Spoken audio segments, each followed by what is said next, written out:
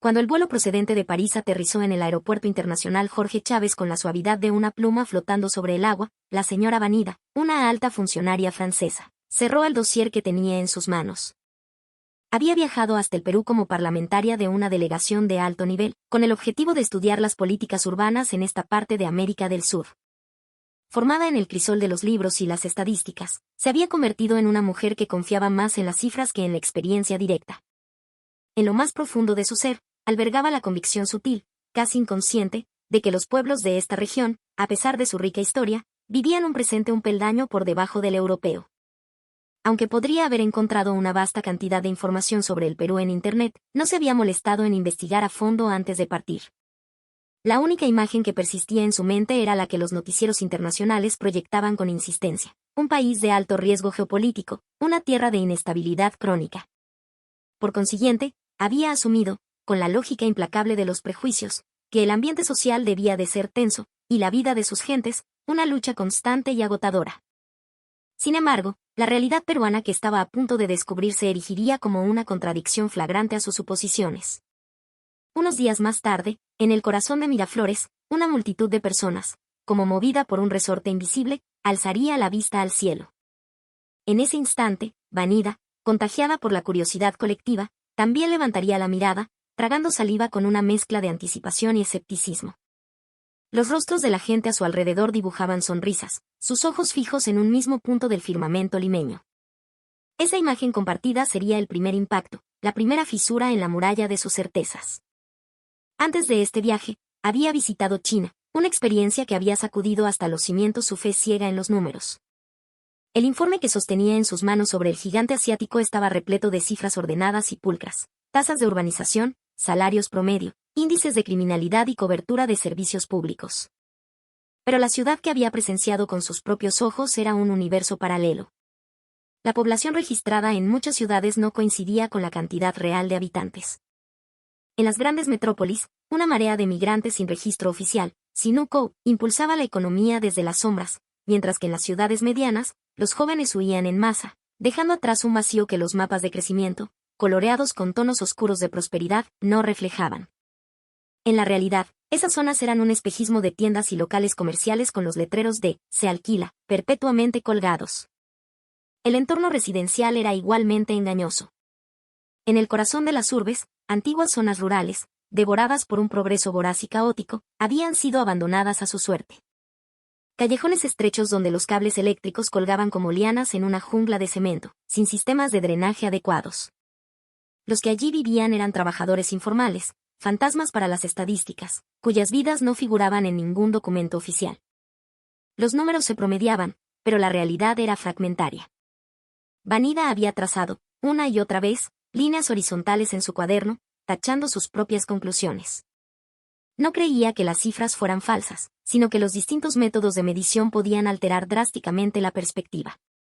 A medida que se acumulaban los estándares de recolección de datos, los momentos elegidos para medir y los detalles convenientemente ignorados, la brecha entre el papel y la realidad se volvía un abismo insalvable. Mientras los centros comerciales de lujo se erigían como templos al consumo, a su sombra sobrevivían edificios antiguos y oscuros, incluso a plena luz del día. Para comprender que ambos extremos formaban parte de una misma ciudad, la simple lectura de un informe era, a todas luces, insuficiente. Fue la primera vez que tomó conciencia de ello de una forma tan visceral. Para su siguiente destino, el Perú, Vanida se había recordado a sí misma que los números eran solo pistas. Las respuestas se encontraban en las calles, en las veredas y en las plazas.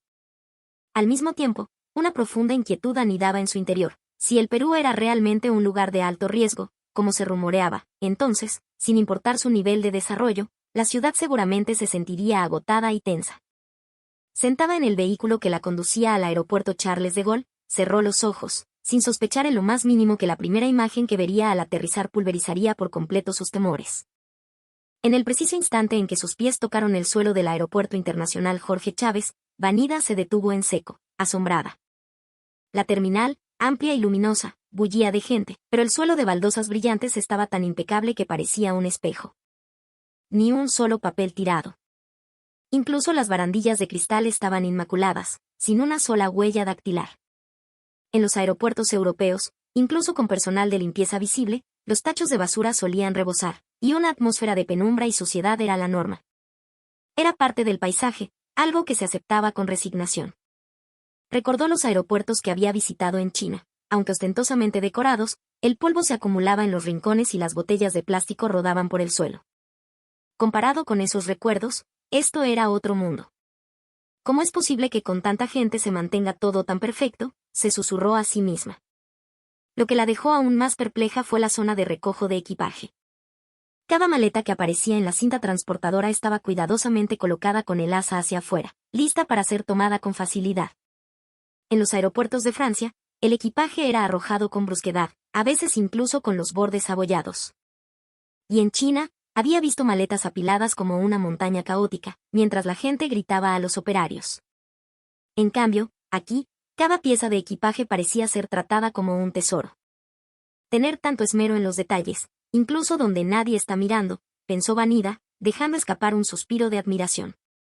Desde el aeropuerto, un servicio de transporte la llevó hacia el centro de la ciudad. Su impresión no hizo más que mejorar. Los asientos del vehículo estaban como nuevos, y en el suelo no había ni una sola hoja caída. El conductor, con una sonrisa amable, saludaba a cada pasajero con un cordial «bienvenidos» y un ligero asentimiento de cabeza. En París, los pasajeros subían en silencio y los conductores se limitaban a revisar los boletos con una expresión impasible. En los autobuses chinos que había tomado, aunque veloces, el estruendo de las bocinas era incesante y los frenazos bruscos zarandeaban a los pasajeros. En comparación, este vehículo se desplazaba con una suavidad inusual y llegó a su destino con una puntualidad casi matemática. Vanida miró su reloj y no pudo evitar sonreír. Un sistema de transporte público tan preciso y cómodo es admirable. Al llegar al hotel en Miraflores, el recepcionista se puso de pie, hizo una leve inclinación y dijo: «Bienvenida, señora. Es un placer tenerla con nosotros». En los hoteles de categoría media en Francia, el personal de recepción solía entregarle la llave con una expresión de total indiferencia. En China, recordaba los vestíbulos opulentos donde los empleados daban información a gritos. La acogida en el Perú, serena y humilde, era radicalmente distinta a la de ambos países y le dejó una impresión profunda y duradera. Al entrar en su habitación, descubrió que la bata de baño estaba doblada con una pulcritud geométrica y los artículos de aseo, dispuestos en un orden impecable. El baño, moderno y reluciente, ofrecía todas las comodidades. En comparación con los servicios higiénicos sin inodoro que había encontrado en algunas zonas de China, o los baños funcionales pero austeros a los que estaba acostumbrada en Francia, esto era otro nivel. ¡Qué instalaciones tan completas! Y pensar que aquí esto es la norma, exclamó en voz alta. Por la noche, el hotel estaba sumido en un silencio extraordinario. No se oían risas ni pasos en los pasillos, solo una calma profunda. Recordó los hoteles de París, donde a menudo las carcajadas, los timbres de teléfono y el sonido de los televisores se prolongaban hasta altas horas de la madrugada. Con estos pensamientos, Vanida se acostó, llena de preguntas. ¿Cómo es posible que una sociedad en una región supuestamente de alto riesgo pueda ser tan tranquila y estar tan bien cuidada? Esta pregunta la perseguiría con mayor intensidad al día siguiente, mientras exploraba la ciudad. A la tarde siguiente, Vanida y su delegación caminaban por el distrito de Miraflores, una de las zonas más cosmopolitas de Lima. Los modernos edificios se alzaban hacia el cielo grisáceo y una multitud incesante de personas transitaba por las veredas. Aunque estaba maravillada por el paisaje urbano único de Lima, con su arquitectura que mezclaba lo colonial y lo contemporáneo, sus pasos no eran del todo ligeros. El recuerdo de las aglomeraciones que había experimentado en Francia y China había regresado. En las estaciones del metro de París, los choques entre personas y las quejas eran el pan de cada día. En las grandes ciudades chinas, casi había sido derribada por la caótica marea humana. Su impresión, arraigada profundamente, era que detrás de las fachadas de edificios ordenados, en las calles de pavimento irregular, una gran cantidad de gente era sinónimo de incomodidad. Pero aquel día fue diferente. Miraflores, por supuesto, estaba lleno de gente, pero cada persona se movía con un ritmo sereno, manteniendo una sutil distancia personal. No había empujones caóticos. Si alguien se detenía, los demás, de forma natural, lo rodeaban sin interrumpir su propio paso. Vanida se preguntó, intrigada, ¿por qué con tanta gente no se producían colisiones? Mirando a su alrededor, notó que, de pronto, las personas, al unísono, levantaban la vista hacia el cielo. Cuando la multitud miraba en la misma dirección, se creaba una cohesión indescriptible. ¿Qué están mirando?, se preguntó. Vanida siguió sus miradas y tragó saliva. En la fachada de un imponente rascacielos, una gigantesca valla publicitaria 3D a simple vista había cobrado vida de manera impresionante, mostrando no a un dragón oriental, sino al majestuoso cóndor andino, el espíritu alado de las montañas. El ave mítica planeaba con una gracia que parecía real, casi tangible. Las plumas de sus alas brillaban con reflejos metálicos, su cabeza giraba con movimientos fluidos y su mirada parecía escudriñar la ciudad a sus pies. Es real, pensó por un instante, sabiendo que era imposible. Instintivamente, agarró el brazo de su colega. Su colega, con la boca abierta, murmuró, «No puedo creerlo». Un transeúnte peruano, al notar su asombro, les explicó amablemente en inglés, «Es un anuncio en 3D». Vanida apenas podía dar crédito a sus oídos. ¿Un anuncio?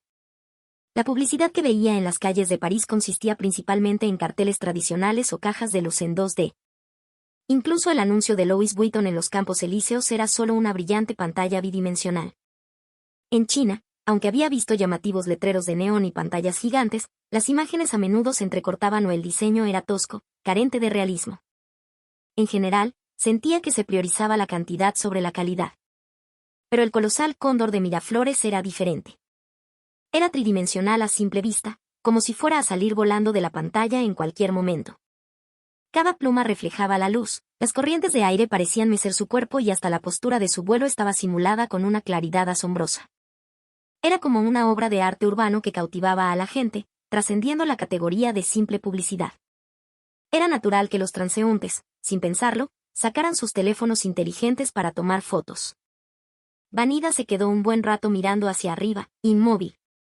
Esto estaba en una dimensión completamente diferente a los carteles descoloridos que había visto en China o las vallas publicitarias convencionales de Francia. La imagen que tenía de Perú se desmoronaba rápidamente en su mente. Aquí hay una tecnología lúdica, una riqueza que se dedica a crear felicidad para la gente, murmuró. Un país capaz de crear algo así no puede ser pobre ni atrasado. En los ojos de Vanida había una mezcla de sorpresa y respeto. En su interior, comenzó a sentir que existía otra forma de riqueza, una que no podía medirse con cifras. La impresión de Miraflores aún no se había disipado cuando Vanida experimentó sucesivamente otros espacios públicos de la ciudad. Lo primero que visitó fue un baño público. Lo hizo con gran aprensión. Su recuerdo de los baños públicos en Francia era que, si era posible, debían evitarse a toda costa, asientos de inodoro rotos, falta de papel higiénico y, sobre todo, preocupaciones por la seguridad. Pero en el momento en que abrió la puerta de un baño público en Lima, Vanida se quedó sin palabras. El espacio estaba impecablemente limpio, el inodoro relucía y hasta había ganchos para colgar el equipaje y un asiento para niños. ¿Esto es realmente un lugar público?, se preguntó. Lo más importante es que, ya fuera en una estación del Metropolitano o en un centro comercial, se mantenía el mismo nivel de limpieza y esmero. Incluso se puede venir con niños con total tranquilidad, asintió para sí misma. Luego, en el andén del metro de Lima, volvió a sorprenderse. La gente formaba colas ordenadas, esperando en silencio a que se abrieran las puertas del vagón. En Francia, era normal que la gente se abalanzara en cuanto se abrían las puertas. También recordaba haber sido empujada por la multitud en el metro de China, casi hasta caer. Pero en el Perú, ninguno de esos dos caos era visible. Esta calma y disciplina ordenadas parecían ser la norma. Al subir al vagón, se sorprendió aún más. Incluso en las horas punta, el interior del tren estaba notablemente silencioso. Los pasajeros miraban sus teléfonos, leían libros o conversaban en voz baja para no molestar a los demás. Lo que más le llamó la atención fue ver a la gente durmiendo plácidamente. En Francia, dormir en el transporte público era impensable, ya que uno se convertiría inmediatamente en un blanco para los carteristas. En China, era habitual mantenerse alerta para proteger los objetos de valor. Pero en el Perú, incluso sentada junto a extraños, la gente podía cerrar los ojos con total confianza. Vanida sintió una profunda admiración por esa sensación de seguridad. Incluso por la noche, esta impresión se hizo más fuerte. Caminando por calles bulliciosas como el Jirón de la Unión, las luces de neón parpadeaban y el murmullo de la multitud envolvía toda la ciudad. Pero lo que más captó su atención fue la imagen de mujeres jóvenes caminando solas. Sostenían sus teléfonos inteligentes, escuchaban música y paseaban alegremente por la noche. Esta era una escena casi imposible en París o Shanghái. que una mujer caminara sola por la noche se consideraba peligroso. Era necesario estar siempre alerta. Pero aquí, todo el mundo disfrutaba de la vida nocturna con naturalidad. Vanida se detuvo y respiró hondo. La sensación de seguridad podía otorgar a las personas una libertad inmensa. El estrés que soportaba en su vida diaria en Francia y China se disipó en el Perú. En su mente, la definición de riqueza comenzaba, silenciosamente, a reescribirse. Al día siguiente, el próximo lugar que exploró fue un espacio urbano en el centro de Lima que se estaba transformando para dar prioridad a los peatones. Ciertas calles se cerraban al tráfico en horarios específicos, y en su lugar se colocaban mesas de café, bancos y puestos de vendedores. Cuando Vanida entró en esta zona, sintió como si estuviera en otra ciudad. No había el ruido de los motores ni el estruendo de las bocinas, solo las voces de la gente y una música suave. Esto antes era una avenida para carros, le explicó el guía, lo que sorprendió a Vanida. Incluso en París había calles peatonales, pero se limitaban a eventos o días festivos. En China, las grandes avenidas solían dar prioridad a los automóviles, y había pocos espacios donde la gente pudiera relajarse cómodamente. En Lima, le asombró que este diseño centrado en el ser humano se aplicara en la vida cotidiana. Vanida decidió alquilar una bicicleta de un servicio municipal. Cuando se subió y empezó a pedalear por la calle, notó que las veredas y las ciclovías estaban claramente separadas. Los carriles exclusivos estaban marcados con flechas y colores distintivos, por lo que incluso un extranjero que viniera por primera vez no se perdería. Recordó su experiencia montando en bicicleta en China. Aquel día, peatones, motocicletas, bicicletas y coches se mezclaban en el mismo espacio.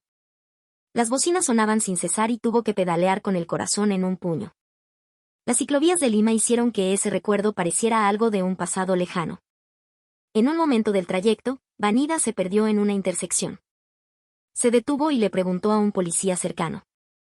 El oficial, con su uniforme impecable, le explicó amablemente en un inglés funcional y le dibujó un mapa indicando la ruta más corta. Su sinceridad y amabilidad la conmovieron.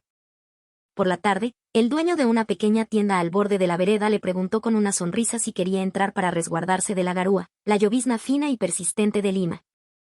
Vanida sintió que esta ciudad, con sus espacios peatonales amables y la calidez de su gente, vibraba como un organismo vivo. Finalmente se detuvo, se sentó en un banco y observó la escena. Los niños corrían con seguridad, una pareja de ancianos paseaba tranquilamente y la gente conversaba alegremente en las terrazas de los cafés. Aquí coexistían la seguridad, la comodidad y la vitalidad. En Francia, elegir la seguridad a menudo significaba sacrificar la comodidad. En China, la velocidad era lo más importante, y el espacio para las personas desaparecía. El Perú parecía haber logrado un equilibrio entre ambos. Construir una ciudad no es solo construir carreteras, es crear momentos hermosos para las personas, anotó Vanida en su cuaderno. Una riqueza que no podía medirse con números o estadísticas, sino que estaba tejida con las experiencias de la gente. Poco a poco, se acercaba a comprenderlo. Después de experimentar las calles centradas en los peatones, al día siguiente Vanida y la delegación visitaron la Municipalidad Metropolitana de Lima. Desde la enorme ventana de la sala de reuniones, la vista de los rascacielos de Lima era magnífica, un aparente símbolo del poder de la ciudad. Sin embargo, en la reunión, los funcionarios peruanos presentaron un panorama complejo y lleno de desafíos, lejos de cualquier autocomplacencia. Explicaron con franqueza los problemas de la rápida urbanización, la presión sobre los servicios públicos y la lucha constante contra la informalidad que definía gran parte de la economía de la ciudad. Más importante aún, cuando escuchó que el número de hogares de ancianos que vivían solos aumentaba y que la escasez de personal médico y de cuidados era un problema cada vez más grave, sintió un escalofrío.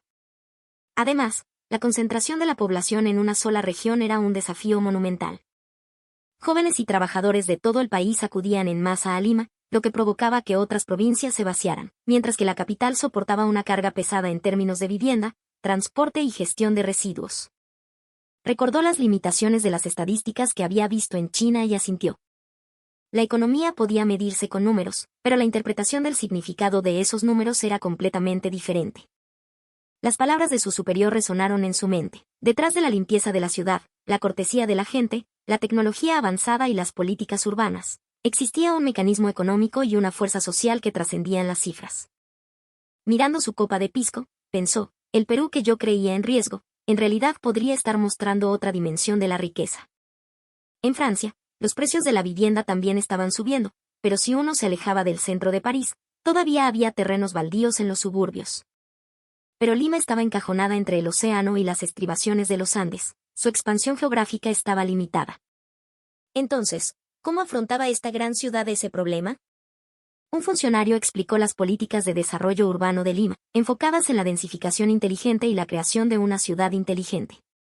La estrategia consistía en intentar integrar las funciones residenciales a lo largo de los sistemas de transporte público, como las líneas del metro, para evitar que la ciudad se expandiera de forma desordenada.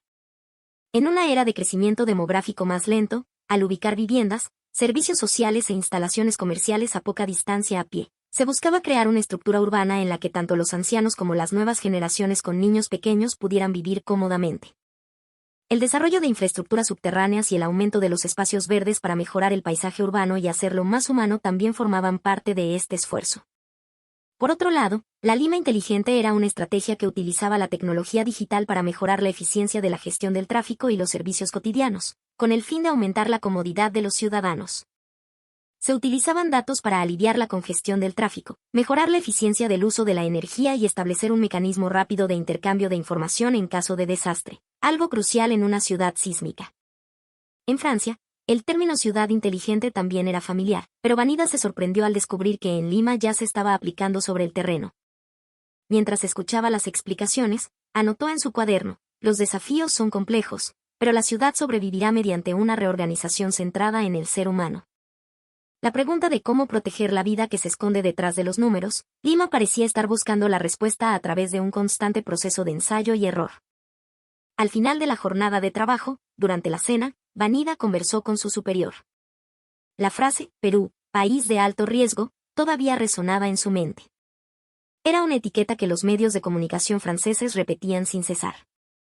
Este riesgo geopolítico, o más bien la percepción de inestabilidad política interna, le parecía incompatible con la limpieza, la disciplina y las avanzadas políticas urbanas que había presenciado. ¿Por qué el Perú, en estas circunstancias, logra mantenerse tan bien?, preguntó directamente.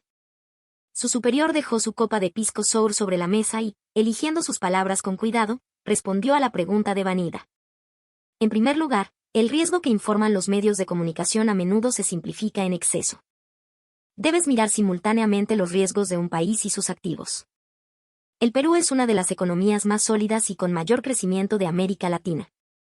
Sus reservas internacionales netas son de las más altas de la región. Vanida ladeó ligeramente la cabeza al escuchar esta explicación. En Francia, se hablaba mucho más de la deuda del país que de sus activos. La deuda pública del Perú, como porcentaje de su PBI, es considerablemente baja en comparación con muchos países desarrollados. Esto significa que el Perú tiene una estructura fiscal muy robusta, añadió su superior. No podemos fijarnos solo en las etiquetas de los medios, sino también en los datos económicos reales.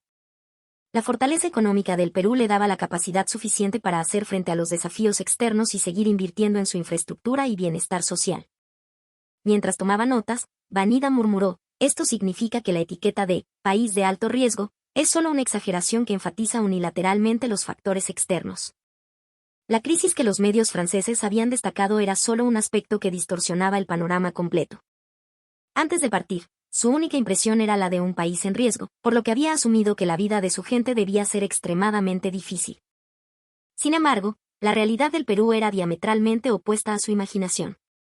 Recordó la tarde en Miraflores, con la multitud mirando al unísono el cóndor en el cielo. Sintió que ella misma, una persona que había sido manipulada por cifras y etiquetas, estaba empezando a reexaminar la realidad.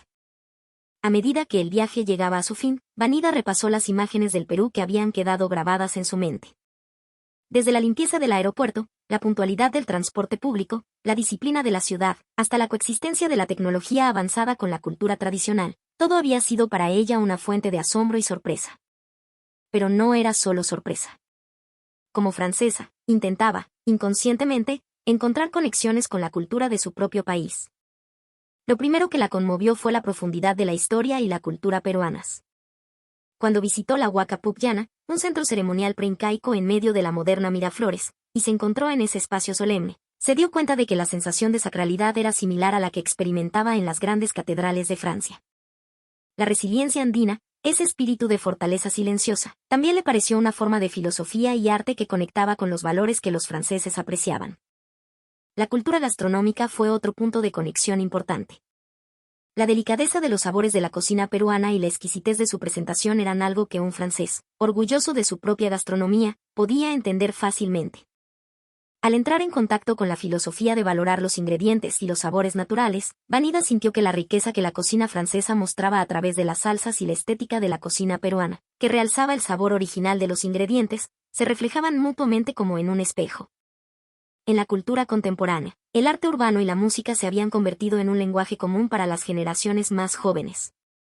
Aunque Vanida no estaba muy familiarizada, al ver a sus colegas más jóvenes hablar con los ojos brillantes de cómo habían crecido viendo animes como Dragon Ball o Saint Seiya, sintió que estas culturas, aunque de origen asiático, habían sido aceptadas y adoptadas en Francia de forma transgeneracional, creando un puente inesperado. Pero lo que realmente he aprendido, le dijo a su superior en la última cena, es esta atmósfera. Esta disciplina y la amabilidad de la gente. Estoy muy contenta de haber venido al Perú.